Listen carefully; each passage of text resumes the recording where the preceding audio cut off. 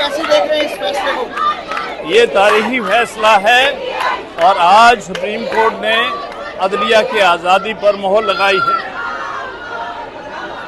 Sir, जो बल्ले का इंतखाबी निशान से मुतालिक फैसला था, आप समझते हैं कि वो फैसला भी आप एक तरह से वो फैसला अपनी जगह हम समझते हैं गलत था, लेकिन उन्होंने ये माना है कि इसका मकसद पीटीआई को इलेक्शन से बाहर करना नहीं था।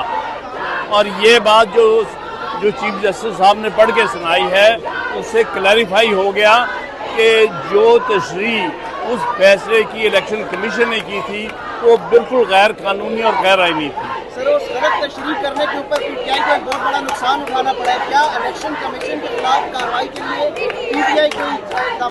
उसको हम पहले डिटेल जजमेंट आ जाए, आप उसके ऊपर इलेक्शन कमीशन के खिलाफ कोई कार्रवाई करने के लिए दबाव दायर करेंगे? मेरे नज़दीक आज के फैसले के बाद इलेक्शन कमीशन को रिजाइन कर देना चाहिए, क्योंकि वो कंडेम हो गया है सुप्रीम कोर्ट की नज़र में। उसने इलेक्शन सुप्रीम कोर्ट के फैसले के खिलाफ, आइन के खिलाफ, कानून के खिलाफ किया। सर, इलेक्शन कमीशन को किसने मजबूर किया था ये फैसला करने पर? आप समझ सकते हैं कौन उनके पीछे था जिन्होंने उनको इलेक्शन का रिजल्ट बदलने पे मजबूर किया, वरना 11 बजे तक 8 तारीख को इलेक्शन का रिजल्ट वाज़े पीटीआई के हक में आ रहा था और रातों रात उसको तब्दील किया गया।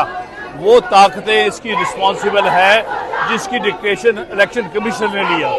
आज के फैसले के बाद जो चीफ जस्टिस काजी फायज ईसा से मुतालिक एक्सटेंशन के बारे में बात की जा रही थी, अब तो वो खत्म हो गई है, तो आपको लगता है कि इस जजमेंट ने चीफ जस्टिस काजी फायज ईसा के ऊपर भी अदम एतमाद कर दिया है एक तरह से?